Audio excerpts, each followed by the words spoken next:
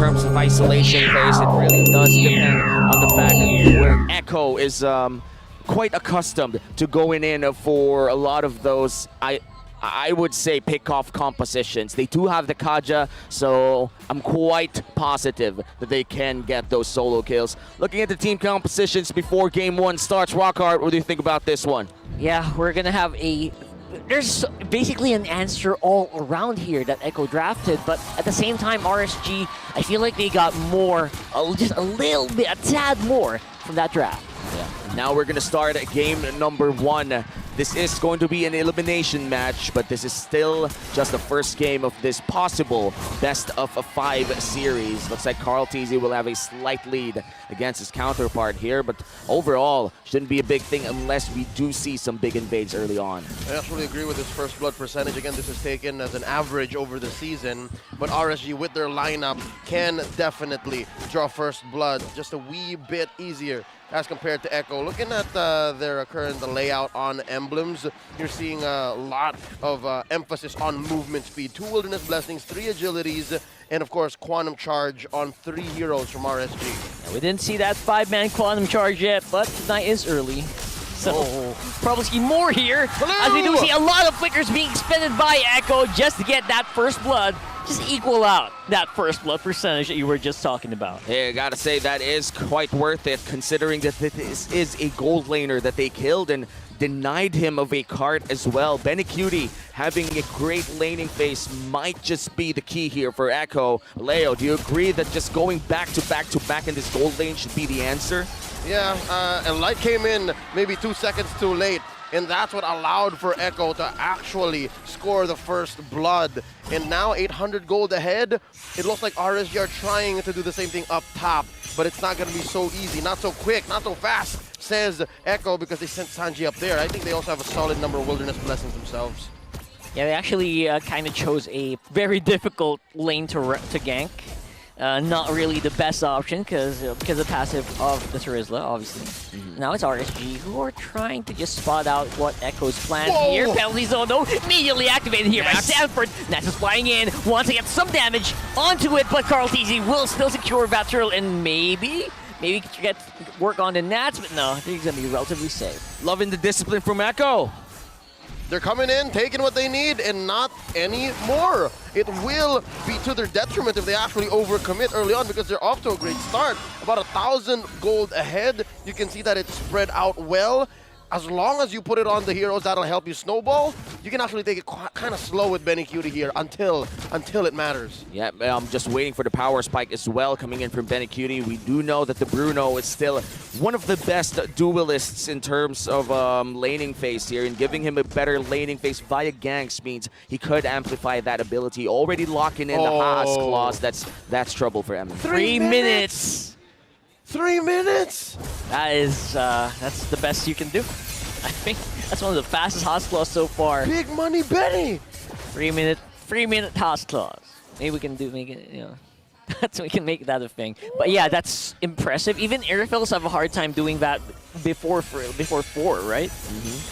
And in mid lane, big rotation here coming in from RSG with 45 seconds before the next turtle of the game. Echo is looking to secure quite the early game. Nats! And trying to get a kill as well on top side, just nailing down that hammer, or hammering down that nail, of getting an advantage on that Lord, goal. that is the equivalent of being killed through blunt force trauma with a coconut. That was a Terizla and an Akai killing a Yu Zhong. And it took a while, but they eventually got it down. It seems that you've watched a lot of Castaway recently, beating people down with a coconut. It looks like 3 people will be rotating down bottom lane, making sure that Emin doesn't get ganked more than once. Because you kind of don't want that to happen twice. Never forget Wilson. Wilson!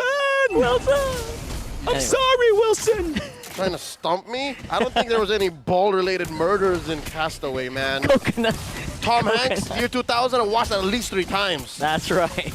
That was his blood from his hand, He's man. trying to bait you. He's trying to bait you. Not like this, Owami. And that just like that, it's a second turtle going to the hands of the Orcas. Echo already ahead by 2,000. Oh, there it is. There you go. That's the pull we're looking for here, but not going to be resolved to a kill, or not yet. Southward actually dove in as well. Penalty zone with the flicker Whoa. committed. Echo just going all in, but they're not really cashing in yet.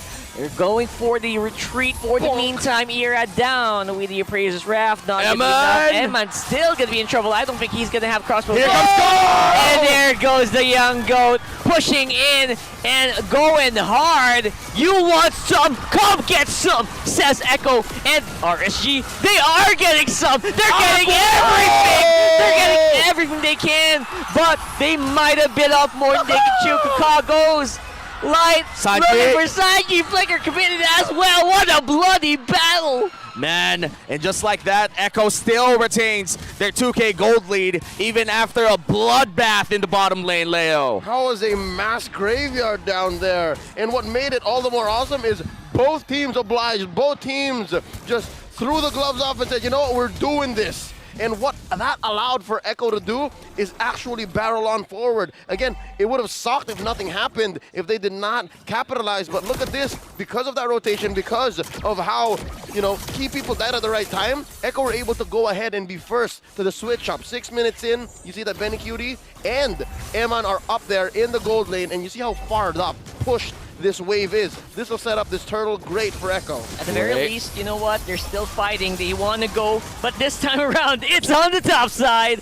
That's going to be the full retreat for the meantime. Carl TZ in the better position so far. Aqua going to have to back off even with the black shoes. That's just a lot of damage coming in from all the members of Echo, specifically Sanji, who has been landing those abilities quite well. And Echo now starting the last turtle of the game. Their goal lead slowly marching to 3K here. RSG, it seems like they can't stop the bleeding. Yep, they just couldn't catch a break. Can't even contest, and all this while there was a big fat wave taking that tier 1 up top. I saw rotation from down in the jungle. Yeah, even Nats is now double guessing himself. He's thinking, you know what? Maybe cutting isn't the right thing. Maybe I should stick to my team and maybe clap back. That's how they're approaching this to close the gap, this 4K gold lead. And now with this 4K gold lead, Echo is slowly marching to this big power spike on Benny Cutie. I feel like he's just waiting for that last crit item. He already holds at least 2, the Berserker's Fury and the Haas Claws. Maybe looking for the Great Dragon Spear or something more, but any crit item would do, because Echo right now, they are in good control of the early to the mid game. Now the mid lane turret is the next objective to take. Yeah, and Echo roaring right now, getting ready to go for a fight, waiting for JP to pull the trigger, but it's a no for now. They're revving up the engines like on Benedetta and Irithel. And just like that, the fact that Echo are taking it slow and RSG are following in their pace, they're able to play the map. You saw that. Even Nats could not defend down bottom against Sanford. So yeah, it's a clear sign that Echo are a step ahead. Maybe a step and a half here, 8 minutes in. Hey, I gotta say as well, JP on this Kaja is a comfort pick for him in the regular season. Just wasn't played that much, mainly because it was almost always banned against Echo. But this time around, the meta is already different, but the comfort still remains. You can see that JP has been really great in rotating, punishing people with the Divine Judgment as well. But looking at the items here, big gold lead for the Bruno compared to the 1-1. Huge, colossal. They are in different tax categories right now. Benny Cutie, I think, is on his way to his Wind of Nature, so that he can be a little more greedy. He can just get in there, and then eventually maybe the Great Dragon Spear will follow. Yeah, and that Wind of Nature also allows him to just tank the entirety of the damage coming in from the crossbow of tanks. So I'm excited to see that. Yeah. One thing that I hate the most when I do end up playing 1-1 are Wind of Natures and Winter Truncheons. Basically, the changes of the season. Yep, and here's the thing. Even Aqua and Light can't burst down Bruno. Because again, he will be life-stealing after every basic attack. So it's a wash. It's good. Even Nats can't jump in with a combo because he can also pop the Winter Truncheon, rather the Wind of Nature, and do the same thing. So that's a win-win. I understand why he rushed it. Yeah, this is a Bruno that you can't not talk about. You got to talk about it because it's so good right now. Always. And the advantage you get with a Bruno, obviously, against a 1-1, I feel like the 1-1 can get killed with 3 hits, 4, Yeah. 2 hits of a critical. I mean, Yeah. scary. Unless, of course, he has pants on. And I'm checking right now. Does he actually have pants on? Steel leg No. plates. Nope. Feel like He's plays. so far ahead. Yeah. He doesn't need it. And I just got that reference. I'm sorry, I never really watched Tangle. Tangled? Angle? Tangled? I'm not sure. I haven't opened my... We don't Bruno speak about. Yeah. Oh, I see. Never mind. Look Okay. at this in mid. Echo pushing the advantage again, taking it slow and steady. We haven't really seen any kills in the past 4 minutes now. And they've... Yeah. And I think Echo says it's about time we get one under the belts. Irad's in trouble. Locked up under the turret. Oh, still makes it out. And here's a counter punch. Oh, wow. Flight of the light. And it's going to be a fight. There you go. Betty. Trying to hunt down Betty Cutie. And he falls. Oh my god, that is massive. That's a huge chunk of damage taken out from Echo. Look at Still Nats. going. Still going Nats. on. Nats saw Benny, and now he might just be in trouble here. Sanford going in with a penalty zone and does take down the Dragon, and Irad looks to be the next person to go down. It's a 2v4 here, and now Sanford half HP. They are what a bloody fight right now, man. Appraiser's Wrath gonna get some HP back, but the damage is being completely ignored here by the rest of Echo. That's a delayed damage burst. Honda Terizla Sanford takes down Irad. This fight took too long. The humanity, they're still going! Oh, Light, he's gonna have to back off there. Didn't have the information. Gonna have to pull back the last right. minute. This reminds me from a scene from a popular movie. I can do this all day. They were literally fighting downstairs, bottom Yep. lane the entire time. I forgot the title of the movie. Batman Begins 2003. I concur. All right, here we go. This is where it started, right? Yeah. RSG knew well enough that if they listened to Nats, if they followed his lead, this would all go according to plan. And it was all on Aqua. Aqua was the main reason why this was such a great engagement. And he dealt the damage that Benny Cutie could not survive from. And eventually there was an appeal for Aqua to just close the gap despite this big 6K gold lead. That's what led to RSG making Echo bleed. And Benny Cutie suffering a death in that entire fight is really huge here for RSG. We know that RSG knows how to play around the late game. And Echo, they love playing from early game to just finishing it via snowball. So I feel like at this point, RSG, their main task here is to make sure that this game reaches to the later parts. But now with the Lord, this is a Luminous Lord. Echo might just find the perfect power spike to just end this all. It's a very far away zone here by Echo, not even letting RSG come close to get any info on the Lord. They're going to have to pay for it here with a bit of an engagement. Irad going to be the one to face check here, but he's going to take the guiding wind. Weens. Echo might be the one to go for the kill. Concealed play activated already, and the fight's going to happen once more in a very narrow corridor here. Betty Cutie flickering out. Trying to survive right now, but not going anywhere. He gets taken out by Light. Where's Eman? He's also going to fall, though. That's both goal laners of both teams out of commission. Oh, they're still going! Yeah, they're still going. Sanford might just fall down here. Irad does knock him up. Sanford with a flicker, and he might just survive with the movement speed. Retribution used here. Now Irad finishes him off. No, not yet! Irad wants to go. They're going ham here. RSG, they find an opening. JP's in trouble. No, divine judgment. That's a double for Aqua, and the Lord could be theirs. I think it's safe to say these team fights have been the greatest in all of the playoffs. The greatest in all of maybe Season 12. And RSG won. Despite being down 5K, RSG won and they're still going. They're still going hard here. Light with a flight. And as you can see, Echo trying to oblige. But they're not going to be able to push in forward. Does Carl TZ have the heavy spin? He does, but he's not going to risk it. Here we Oh, go. will he? He's going! He's going! He's gone. There were just way too many bodies, way too much damage that RSG PH were presenting. And with that, Echo were the ones right now in that very moment, in that pocket dimension where the fight was happening.